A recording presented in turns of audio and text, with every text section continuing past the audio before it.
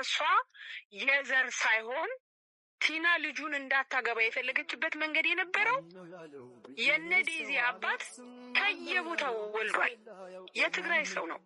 የትግራይና የጣሊያን ክልል ምናልባት ሄዳ ከትግራይ ሰዎች ከተጋባች ወንድሟን ብታገባስ? እጅግ በጣም ነው ያዘንኩት። ኮሜዲያን ደረጀ ኃይሌን ብዙዎቻችሁ ታውቁታላችሁ። ሰይፉ ፋንታውን ራሱ እንዲያውም ያን ቀን እኔ ለምን እንደሆነ በተለየ መልኩ ጋቢ ለብሶ ራሱን በጣም አዛውንት የ80 ዓመት የ70 ዓመት አዛውንት አድርጎ ምናምን በቃ በጣም የወረደ ንግግር በመናገር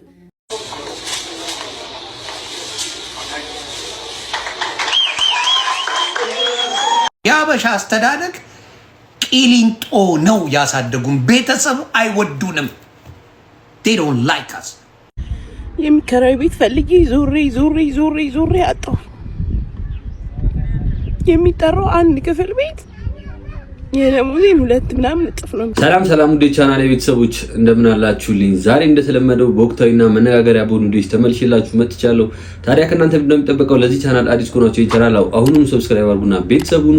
ቪዲዮዎቻችንን እንደምትወዱ ስለማልጠራጠር ላይክ አድርጋችሁ ጀምሩት። ላይክ ማድረጋችሁ ለእናንተ ቀላል ነው፣ ለኔ ግን ዩቲዩብ ተወዷል ብሎ ለብዙ ሰው ስለሚያደርስልኝ በጣም ይጠቅመኛል። ላይክ ማድረጋችሁ እንደቀላል ነገር አትዩት። ላይክ አድርጋችሁ ጀምሩት።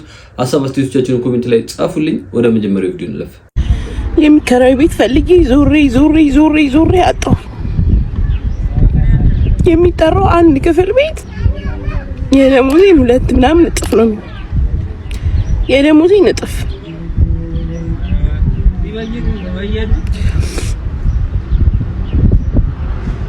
ከተማ እንኳን አይደለም ማለት ከተማ እንኳን አይደለም አፍኔ እንደ አንድ ክፍል ቤት እንደዚህ አንድ ክፍል ቤት በመቤቴ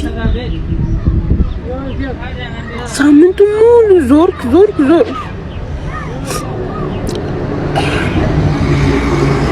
የምር በጣም ነው የደከመኝ። በጣም እንደምን ያለቀ ማንም ሰው ነው ራሱ ሲያጠፋ ከዚህ በኋላ አልወቅስም። እንግዲህ ቤተሰቦች ልጅ የተናገረችው እንደሰማችሁት ነው። ሶሻል ሚዲያ ላይ ሰሞኑን በጣም መነጋገሪያ ሆኗል የቤት ኪራይ ጉዳይ ማለት ነው። በጣም ከደሞዝ በላይ ነው የቤት ኪራይ እየጨመረ ያለውና ያ ነገር በጣም አሳሳቢ ሆኗል። ልጅቷም እንደሰማችሁት ነው እንግዲህ ከደሞዟ በላይ ሆኖባታል። ያውም አዲስ አበባ ላይ ያለም ትንሽ እንኳን ወጣ ብዬ ነው ያለው እዛ ራሱ እንደዚህ ተወዶ እየተሰቃዩ ነው ያሉት እና የቤት ኪራይ ደግሞ መሰረታዊ ነገር ነውና ይሄን ነገር መንግስትም ሊመለከተው ይገባል። እኛም ህዝቦች ደግሞ ልንተጋገዝ ልንተባበር ይገባል እንጂ እንደዚህ የሰው ልጅ ራስ ማጥፋት እስከማሰብ ደረጃ እስኪደርስ ድረስ መጨካከን አለብን ብዬ አላስብም። ድንግልናሽን በስንት እድሜ ነው ያጣሽ? ከአንድ አመት በፊት በ18 አመቴ ማርያምን የምሬና በ16 በ18 ከስንት አመት በፊት ማለት ነው? ከሁለት አመት በፊት አላጣሁት። የምር ያው 18 ነበር ማለት ነው አለ የምር የእውነት። እንግዲህ ቤተሰቦች ሶሻል ሚዲያ ካመጡብን ጣጣዎች አንዱ ይሄ ነው። እንግዲህ አሁን ስንት ኮንቴንት በሞላበት ስንት አይነት የሚሰራ ነገር ባልጠፋበት ሰዓት እንደዚህ 18 20 አመት ሴቶችን አምጥተ ሶሻል ሚዲያ ላይ ድንግልናሽን በስንት አመትሽ ነው ያጣሽው ምናምን አይነት ነገር ብሎ በጠየቅ እንግዲህ ኮንቴንት ከሆነ በጣም ያሳፍራል። ሴቶች ራሱ የምትጠየቁት ሴቶች ራሱ ምን አስባችሁ ነው? እኔ ምን ይመለከተዋል? አንዳንዴ እኮ በጣም ፍቅረኛ አርጋችሁት እንኳን ስላለፈ ህይወታችሁ ሲጠይቃችሁ እንኳን ይከብዳል አይደለም ቀርቶ እንደዚህ መንገድ ላይ ማንም ለሚጠይቃችሁ ማለት ነው። እና እንደዚህ አይነት ነገሮችን እስከ መቼ ነው ዝም የምንለው? እስቲ ምን ትሏችኋላችሁ? ለዚህ ኖርማል ነው? ሀሳባችሁ ኮሜንት ላይ ጻፉልኝ። 5 ሚሊዮን ይሰጥሻል በጥፊ ባት ብትበይ ትመጪ ማግረ ነበር የምረጋጋው።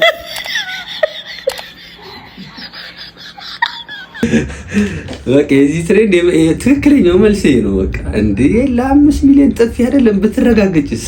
ማዘር በቃ ትክክለኛው ነው የተናገሩት።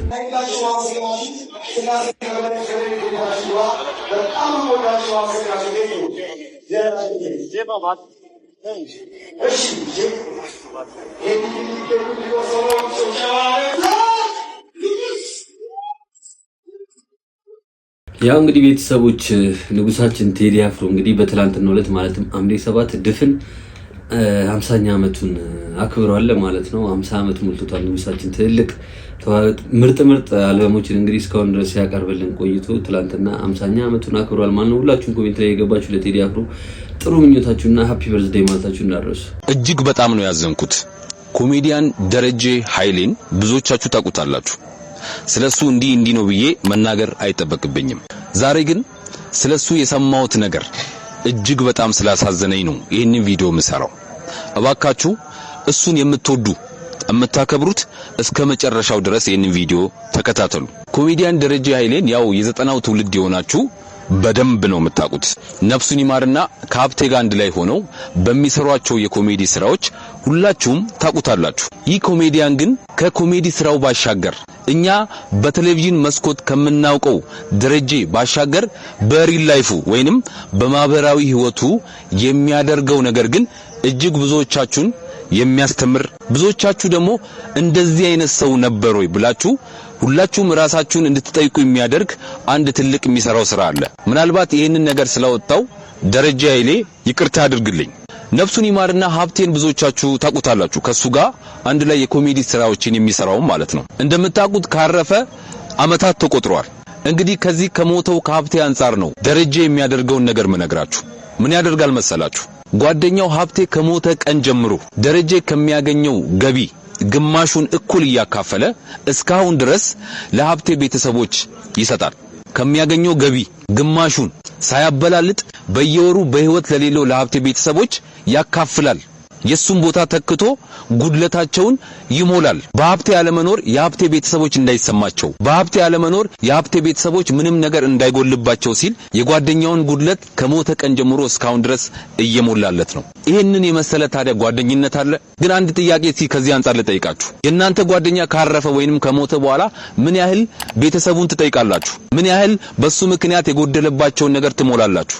ምን ያህል የሱን ቤተሰብ ትጠይቃላችሁ? ይሄንን ጥያቄ ከኮሜዲያን ደረጀ ድርጊት አንፃር ሁላችሁም ራሳችሁን ጠይቁ።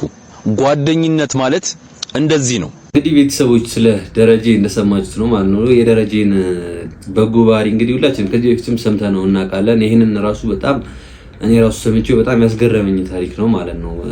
ሀብቴ ከሞተ ጀምሮ እንግዲህ እናቱም በቋሚነት እየሄደ ደረጀ እንደሚረዳቸው ሆስፒታል ይዟቸው እንደሚሄድ ከራሳቸው እናታቸው መስክረዋል ማለት ነውና በዚህ ጊዜ እንደዚህ አይነት ጓደኝነት አለ የለም? አሁን በዙሪያችን አለ? እስቲ ራሳችሁ ፈትሹ። አሁን እንደዚህ እኔ ቢያጋጥመኝ የሚሆንልኝ ጓደኛ አለ ወይ ብላችሁ አስቡ። እኔም ሆነለት ሳለም ብላችሁ አስቡ። ያቻሰና ደረጀ ለብዙዎች በጣም ተምሳሌት የሚሆን በጣም ምርጥ ጓደኛ መሆኑን አስመስክሯል።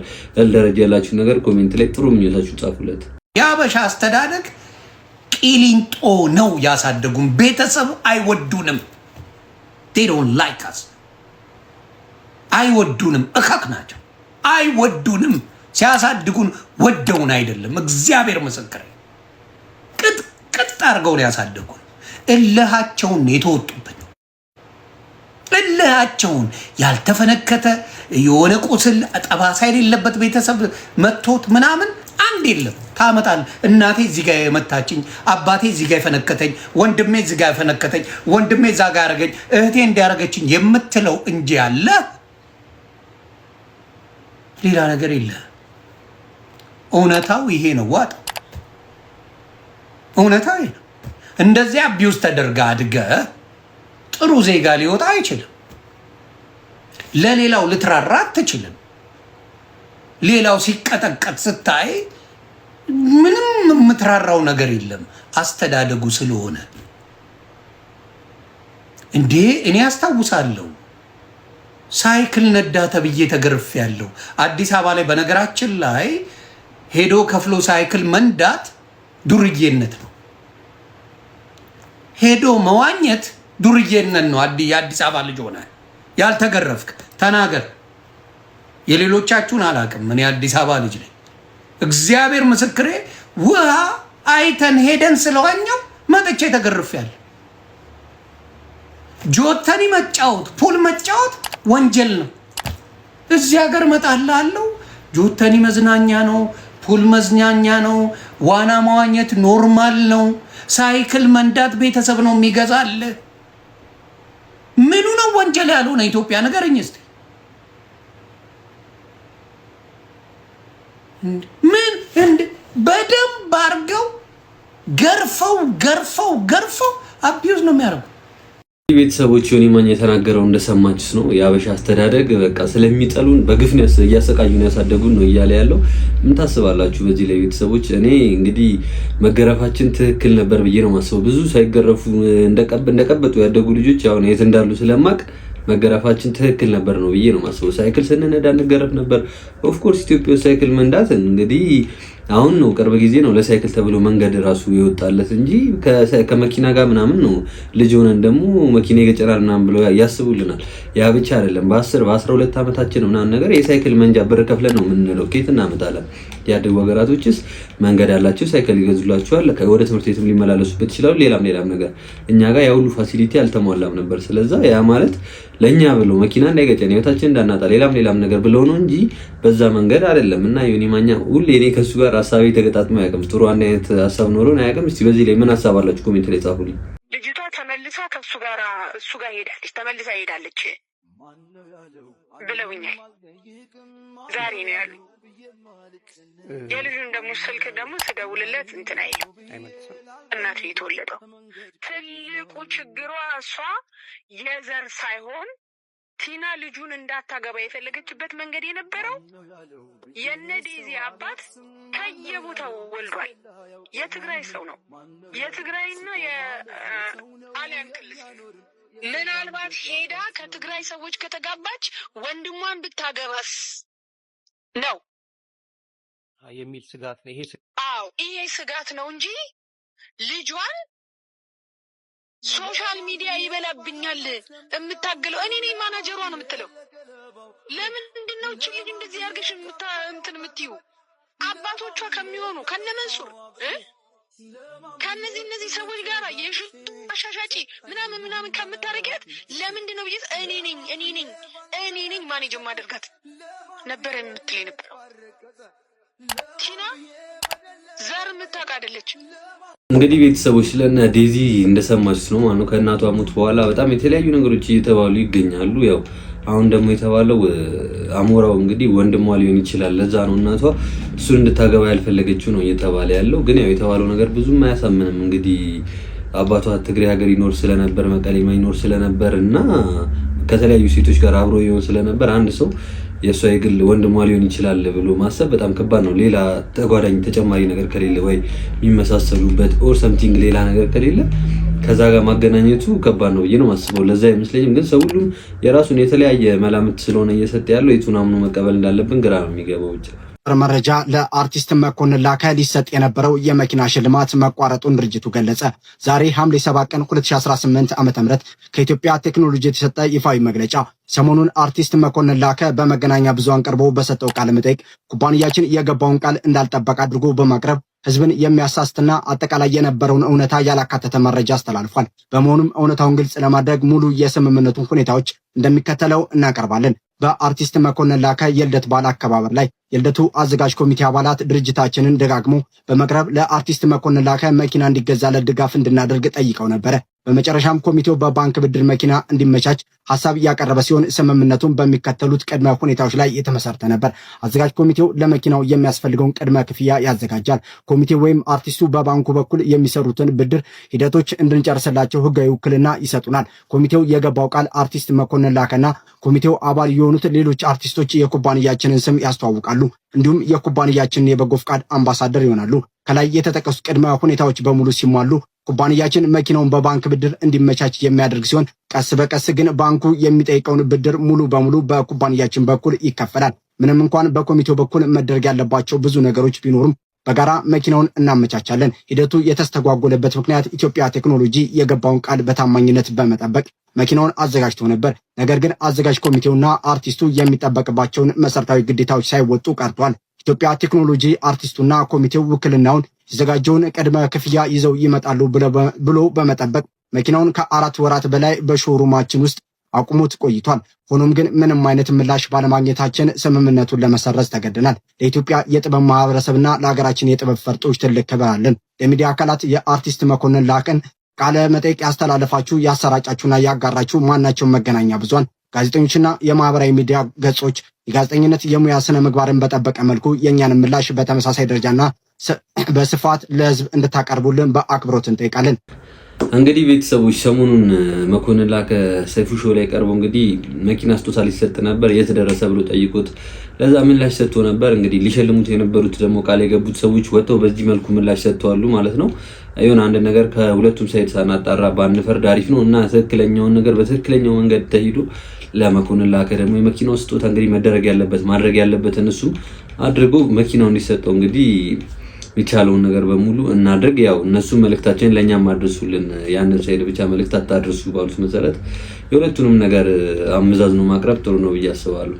ፋንታውን ራሱ እንዲያውም ያን ቀን እኔ ለምን እንደሆነ በተለየ መልኩ ጋቢ ለብሶ ራሱን በጣም አዛውንት የ80 ዓመት የ70 ዓመት አዛውንት አድርጎ ምናምን በቃ በጣም የወረደ ንግግር በመናገር ተሳልቆበታል። በጣም አጋድያለሁ ሰው በእኔ ምክንያት ትምህርት ቤት ይዘጋ ነበር። 3 ቀን ተዘግቶ ያውቃል። 3 ቀን ትምህርት ቤቱ ተዘግቶ ነበር አለች። ረሳች እንዴ? ህዳር 9 ተዘጋ። ሰርቲፊኬት ሊሰጡን ሰኔ 30 አይደል እንዴ ከፈቱት? ሜንስትሪሚንግ ሚዲያው ራሱ የዋና በብሮድካስት ስር ያሉት ራሱ በጣም የማላገጥ ስራዎች ተሰርተዋል። 7 ስገባ እንግዲህ ወንዶች አልቻሉ መማር፣ ረብሻ ሆነ። በድብድቡ ነው የሞተው ተማሪ። በድብድብ ነው የሞተው ተማሪ ከአንቺ ጋር ተያይዞ ከኔ ጋር ተያይዞ በተነሳ ጠብ ማለት ነው። ያንን ላለማለት እንጂ ትምህርት ቤት ውስጥ ልጅ ሞቶ ነው። ቁስሉን ባየው ቁጥር በጣም አዝናለሁ። ልቤ ይነካል። ከ20 ምናምን ዓመት በኋላ ወደኋላ ይወስደኛል። ሰው ጉዳት ደረሰብኝ፣ በዚህ ጉዳይ አሞኛል ሲል እላዩ ላይ ይሄ ሰው ቁስል ላይ እንጨት ስደድበት የሚባል አይነት ነገር ነው። ያው እንግዲህ ቤተሰቦች ሰይፉ ላይ የቀረበበትን ቅሬታ እንደሰማችሁት ነው ማለት ነው። ያው ግን እኔ ሶሻል ሚዲያ ላይ ያው በዚህ አጋጣሚ ለመግባት ይመስለኛል እንጂ አሁን ሶሻል ሚዲያ ላይ አንዳንድ በተጋነኑ ነገሮች መቀለል ምናምን ነገር የተለመደ ነገር ሆኗል። ይሁን አንዳንድ ቫይራል የወጣ ነገር ያንን ነገር ወደ ቀልድ መቀየር ኖርማል ነው እና ሰይፉም ከዛ አንፃር ያደረገው ይመስለኛል። ያው ማንኛውም ሰው እንደሚቀልደው ትልልቅ ፐብሊክ ፊገሮችም ይቀልዱ ማለት ሳይሆን ግን እንደዚህ አይነት ምንም ጀስት ፈን የሆነ ነገር እዛ ሰው ላይ ምንም ኢምፓክት የማይፈጠር ነገር ከሆነ እነሱ የሚቀልዱ ችግር አለው ብዬ አላስብም። እናቴን ግን ይቅር ልላት አልችልም እና ልወዳት አልችልም። እንዴ ምን ማለት ነው? እናትህ ወልዳ 9 ወር መከራ በልታ ጡቷን አጥብታ አሳድጋ ከዛም የመጀመሪያው ኢትዮጵያ ልትሆን ትችላለህ። እኔ እንግዲህ በብዙ እንስሳ እንኳን ለእናታቸው ያላቸውን ፍቅር አውቃለሁ። ስለዚህ እንዴት ነው አንተ እናትህን በዚህ ልክ ደረጃ ልጠላ የምትችለው? ይቅርታ ላታደርግ የምትችለው? እናትነት ማለት ነው ማለት ነው። እናትነትማ እናትነት ነው። ምን ታብራራዋለህ? ኦኬ እናትነት ማለት ለአንተ የመጨረሻ ኮንፊደንስህ ማለት ናት። እንደውም ማዘርታንግ ይባላል። ከቋንቋ ጀምሮ አበላለህ ጀምሮ ለአንተ ዋጋ መክፈል፣ ከአንተ ጋር አብራ መሰደድ፣ ደስታ የሚያስደስታት፣ ሀዘንህ የሚያሳዝናት፣ ሁሉ ነገርን የምትካፈል፣ ከመጸነስ ጀምሮ ምግብ የምትበላባት፣ ጡቷን የምታጠባ፣ ለልጆቿ ብላ ዋጋ የምትከፍል ነጭ ናት። በጣም ጥሩ እናት ማለት እሷ ናት። የኔ እናትስ አንተም እናት ከዚህ ውጭ ምንም 9 ወር መከራ ከፍላ ከዛ ደግሞ ቢሃይንድ ሰዘሲን አንተ የማታውቀው ብዙ ነገር አልፎባል። እኔ እናቴ መሆኗን ራሱ ለማረጋገጥ እኔ እንጂ አይዶ ነው ብቻ ሌላ እንትን ማለት አልፈልግምና ለመወደድ በመጀመሪያ እናትህ እናቱን መገኘት መቻል አለባት ቅድሚያ። እስቲ ለማንኛውም ቀጣይ ደግሞ በጣም መጨረሻ ላይ የክርክር ሐሳብ ሁሌ እንደማቀርብላችሁ ማለት ነው። የዛሬው የክርክር ሐሳባችን የሚሆነው ሴት ልጅ ወጥታ እስከሰራች ድረስ ወንድ ልጅ ደግሞ ቤት ውስጥ ያለውን ስራ የመስራት ግዴታ ኃላፊነት አለበት የሚል አንድ አከራካሪ ጉዳይ አለ። እሱን እንየውና ሐሳባችንን እንሰጣለን። አሁን እኮ ግን እያልኩሽ ያለሁት ምን እንደሆነ ታውቂያለሽ? ራሳችሁ ሴቶች ፋይት አድርጋችሁ ራሳችሁ መብታችን ነው ብላችሁ በፍላጎታችሁ ወጥተን መስራት መብታችን ነው እኛም ወተን እንደወንዱ መስራት የህይወትን ቻሌንጅ ማየት አለብን ያላችሁት ወንዱ አይደለም። ሴቷ ወጣ እንደኔ ካልሰራች ምናምን ያለ ወንድ አለ የለም። ራሳችሁ ናችሁ ፋይት አድርጋችሁ ለዚህ መብታችሁ ተጋፍታችሁ ምናምን እኛ እንደ ወንድ ወተን መስራት አለብን ያላችሁት ራሳችሁ ናችሁ። ይሄንን ታምኛለሽ አይደል? ስለዚህ ያን ነገር በፍላጎታችሁ ነው ማለት ነው። ወጥቶ መስራት ከወንድ እኩል መጠግረር ስለ ምክንያቱ አይደለም እያወራሁሽ ያለው ግን ፈልጋችሁ ነው አይደል? ስለዚህ እኔ ደግሞ ኩሽና መስራት ፍላጎቴ ሲሆን ነው። ኪችን ገብቼ ወጥ መስራቱን ምናምን ነገር ማድረጉም እኔም ፍላጎቴ ሲሆን ነው። ገባሻ? እንጂ አሁን ጀንደር ሮል የለም ምናምን አይነት እንትን ውስጥ እየገባችሁ ነው አይደለ? ከዛ አንጻር ነው እንጂ አሁን እኔም ለምሳሌ እኔ ወጥቼ ላንቺ ፕሮቫይድ ማድረግ አንቺን ፕሮቴክት ማድረግ ምናምን ነገር ላንቺ የሚያስፈልግሽን ነገር ማሟላት ግዴታዬ ነው። ገባሻ? አንቺ ደግሞ ቤት ውስጥ እኔ ያመጣሁትን ነገር ምናምን ማድረጉ ግዴታሽ ነው። ነበረ ግን አልፈልግም አልሽና በግድሽ ወጥተሽ መጠግረር ጀመርሽ። ስለዚህ እሱ መብትሽ ነው። ለምንድን ነው የወጣሁትኝ ነው ፖይንቴ። ይሄ መውጣት እኮ ያመጣው ከኋላ ብዙ ነገር አለ አይደለ? አሁን አንተ እናትህ በጣም የድሮ ሰው ናት ብለን እናስብና ቤት ውስጥ አንተ ልጅ አለህ፣ አባትህ ወጥቶ ይመጣል የሚሰጣትን እየተቀበለች ቤት ውስጥ ትሰራለች ምናምን። ግን ይሄ ባለፈውም ብለሃል ሴቷ በገንዘብ ስትበልጥ እና ወንዱ በገንዘብ ሲበልጥ በሚለው ቪዲዮአችን ላይ አንተ የፈለከው ነው የሚሆነው። አንተ ገንዘብ የምታመጣ ከሆነ አንተ የፈለከው ነው የሚሆነው። አንተ የምትፈልገው ነው ቤት ውስጥ የሚሰራው። አንተ የምትፈልገው ትምህርት ቤት ነው ልጅህ የሚማረው። በቃ ይሄ ሚስትህን እንደፈለክ ማድረግ ላንተ ነው። ያ ስላለ ያ ጫና ስላለ ያ አቢዩስ ስላለ ስድብ አለ፣ በዛ ላይ ዱላ አለ። ሁሉም ስነ ስርዓት ያለው ባል አይደለም። አሁን እሱ ስነ ስርዓት ያለው ባል ነው። ወጥተሽ ስለሰራሽ የቀየርሽው ነገር አለ። አሁን እሱ ሁሉም ስነ ስርዓት ያለው ባል ነው። አሁን ቢያንስ ወንዱ ማለት ነው ሴቷን አክብሮ ነው የሚኖረው። ቢያንስ ስለዚህ ከነበረው አሁን ይበልጥ ሴቷን አክባሪ ያልነበሩ ሚስቶቻቸው ናቸው። ሁሉም እያልኩ አይደለም። ስለዚህ አሁንም እኮ እንደዛው ነው ተመሳሳይ ነው። ምን ተቀየረ? እስቲል እንደዛም ሆኖ አቢዩዝ የሚያደርገው እንዳለ እኔ የለም እያልኩ አይደለም። በዛ ጊዜ ብዙ ነበር፣ አሁን ተሻሽሎ ሊሆን ይችላል። ስለዚህ መስራታችሁ አይደለም ለውጥ ያመጣው ማለት ነው። መስራታችንማ ለውጥ አመጣ። መስራታችን ማለት ነው እንደ ድሮ እናንተ እየረገጣችሁን ዝም ብለን መኖሩን ትተነዋል። ላይክ አሁን ይሄ ያ መረገጥና ያ ሊኖር ይችላል። አው ስቲል ከተማው ላይ እንደውም ሞር ቀንሷል። ክፍለ ሀገሩ ላይ ሊኖር ይችላል። ግን ያ ክፍለ ሀገሩም ላይ የሌለው ሴቷ ልክ እንደ ከተማዋ ሴት ማለት ነው ተምራ ወጣ ሰርታ ምናምን የመግባት ኦፖርቹኒቲ የኛን ያህል ስላላገኘች ነው። ስለዚህ ለዛ ነው እየወጣን ያለው። ከዛ በተጨማሪ ደግሞ አሁን ያለው ኢኮኖሚካሊ በቃ ዓለም ያለችበት ሁኔታ በአንድ ሰው ጫንቃ ላይ ብቻ አንድ ሰው ብቻ ተሸክሞት የሚችለው አይደለም። ለምን አይችሉም? 5000 ዓመት የቻልነው አሁን ለምን ይከብደናል? አሁን ጊዜው ተቀይሯል። አሁን ብዙ ነገር ተቀይሯል። ጊዜው ሲቀየር ወንዱም አብሮ ነው የሚቀየረው። ገባሽ? ጎሽ ያድን የነበረው ወንድ ጎሽ አለማደን ማደን ምንም ጥቅም እንደሌለው ሲያቅ ጭንቅላቱን ማሰራት ይጀምርና አብሮ ከዘመኑ ጋር ይቀየራል። እኛም አሁን አብረን ነው ከዘመኑ ጋር የምንቀየረው። ገባሻ? ስለዚህ ያ ሁሉ አመታትን የቻልነው መኖርን የቻልነው አሁን ይከብደናል። ላይክ ዓለም ላይ ያን ያህል ለውጥ አልፈጠራችሁም። አሁን የኮምፒቲሽን ጊዜ ነው አይደለ? እኮ እሱን ነው የምልሽ። ሁሉም ወጥቶ እየሰራ ነው አይደለ? ሁሉም ተናጥቆ ነው እየበላ ያለው አይደለ? አሁን ባለው ሲቹዌሽን አንተ ብቻ ተናጥቀ እዚህ ዓለም ላይ አንተ እችላለሁ፣ ምንም ችግር የለም። አሁን ባለው ትችላለህ መኖር ተጋብተን ምናምን መኖር እንችላለን። ግን ሴቷ አትቀበልም። ሴቷ ሌላ ሴት ታይና እንደሷ መሆን ትፈልጋለች። ገባሻ? እንጂ ማንንም ሰው መኖር ይችላል። ሰርቫይቭ ማድረግ ማንንም ሰው ይችላል። እስከዛሬም ተደርጓል። ከዱር እንስሳ ጋር የተኖረ ተደርጓል። በእኔ ልጠይቅህ አሁን አንተ ብቻ ወጥተህ ለፍተህ ገብተህ እኔ ቤት ተቀምጬ ትችላለህ? አዎ እኔ የምፈልገውን ህይወት መስጠት ትችላለህ? እሱን ነው ማልችለው እንጂ መኖር እኔ አሁን እያልኩሽ ስለ መኖር ነው እያወራለሁ። ጎዳናም ላይ ያሉትም ሁሉም እየኖሩ ነው። መኖር እንችላለን። ሰርቫይቭ ማድረግ በቀን አንዴም በሁለት ቀን አንዴም እየተበላ ነው። ያንን መኖር ላለመኖር ነው። እናንተው መኖር የምትሉት ሌክዠሪ ነው። እናንተ ሶሻል ሚዲያ ላይ የምታዩትን ነው መኖር የምትሉት። ገባሻ? ሶሻል ሚዲያ ላይ የምታዩትን ፕሮፖዛል የምትሉት። ሶሻል ሚዲያ ላይ የምታዩትን ሰርግ የምትሉት። ሶሻል ሚዲያ ላይ የምታዩትን ነገር ሁሉ ነው ላይ ከራሳችሁ ጋር የምታያይዙት። መኖር ያ አይደለም። መኖር ራሳችሁን አፎግሩ። እቺ ዓለም በጣም ውስብስብ ናት፣ ገና ናት። እንደዛ ለመኖር በጣም ገና ናት።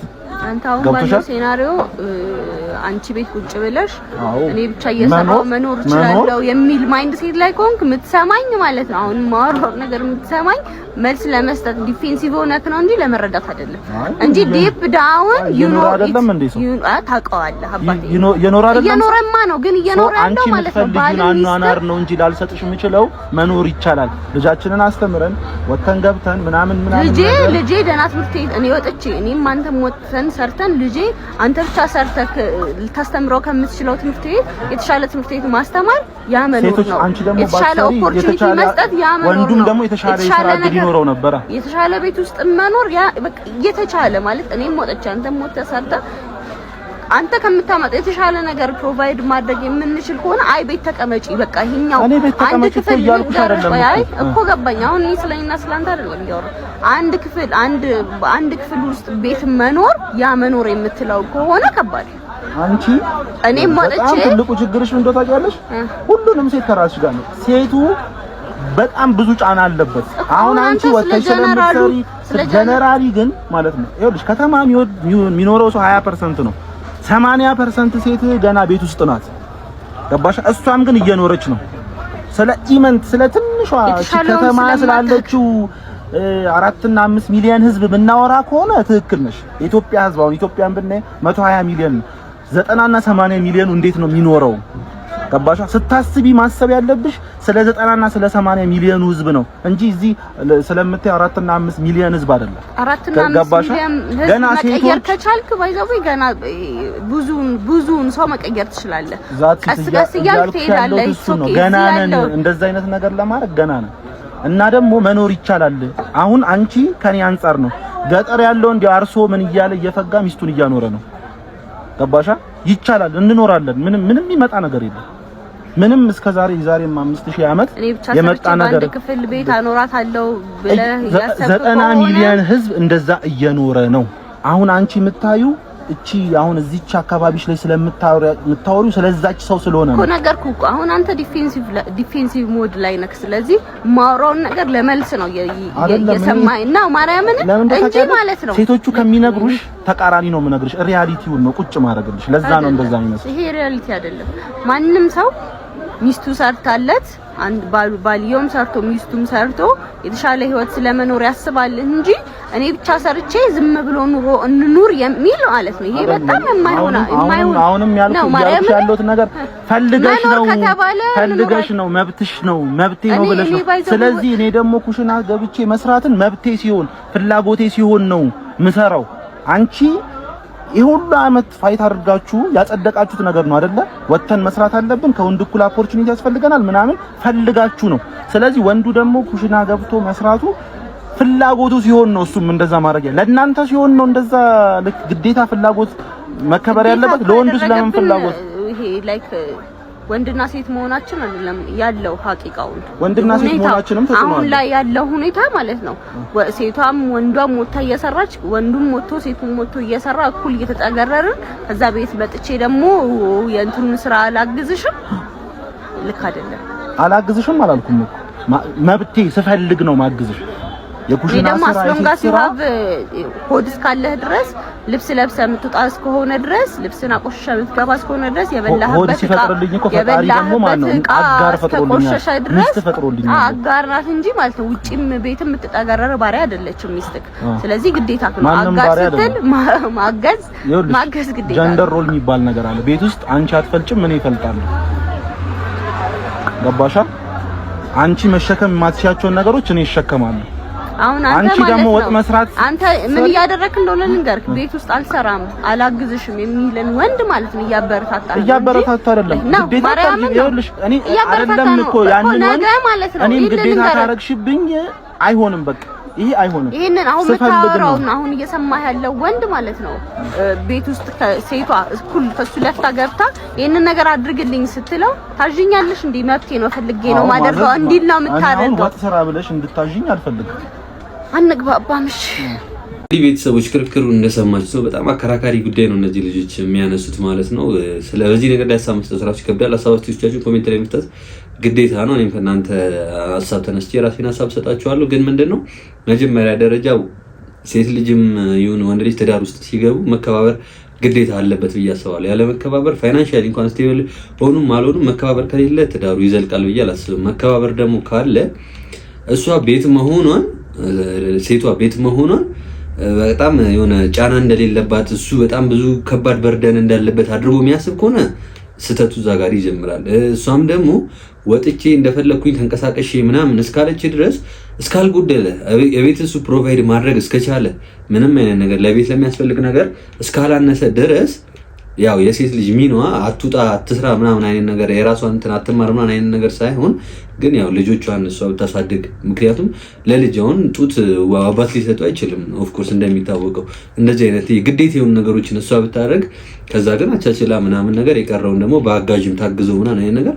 እሷም እየወጣች መማርም ካለባት ተምራ መስራትም ካለባት እየሰራች የቤቱንም ነገር ደግሞ መተጋገዝ ኢኔሴንስ ግን ምን ለማለት ነው አሁን ለምሳሌ በጊዜ ቀድማት ከገባ ምናምን ይሁን አንዳንድ ማኔጅ ማድረግ ያለበት ነገር ሊኖር ይችላል። ማኔጅ ያደርጋል ምናምን ግን እኔ ኮምፕሊትሊ አሁን እንጀራ መጋገር ደረጃ ምናምን አይነት ነገር ወንድ ልጅ ማስገባት ግን ከተፈጥሮ ምንትን ውጪ የሆነ ነገር ይመስለኛል። ይሄ የኔ ሐሳብ ነው። ብዙ ሰዎች ይሄንን ልትቃረኑ እንደምትችሉ አውቃለሁ። ግን የራሳችሁን ሐሳብ ኮሜንት ላይ ጻፉልኝ። ለማንኛውም ውድ የቻናሌ ቤተሰቦች ለዛሬ ይዤላችሁ የመጣችሁ ቪዲዮዎች እነዚህ ነበሩ። ቁም ነገር እንደጨብጣችሁባቸው አልጠራጠርም። እስካሁን ድረስ አይታችሁ ቤተሰብ ካልሆናችሁ አሁን ሰብስክራይብ በማድረግ ቤተሰብ ሁኑ። ቪዲዮቻችንንም እስካሁን ድረስ አይታችሁ ላይክ ካላደረጋችሁ ላይክ አድርጉ። ሐሳብ አስተያየቶቻችሁን ኮሜንት ላይ ጻፉልን። በቀጣይም በተለያዩ ቪዲዮዎች ተመልሼላችሁ እመጣለሁ። እስከዛው ድረስ ይመቻችሁ። ባይ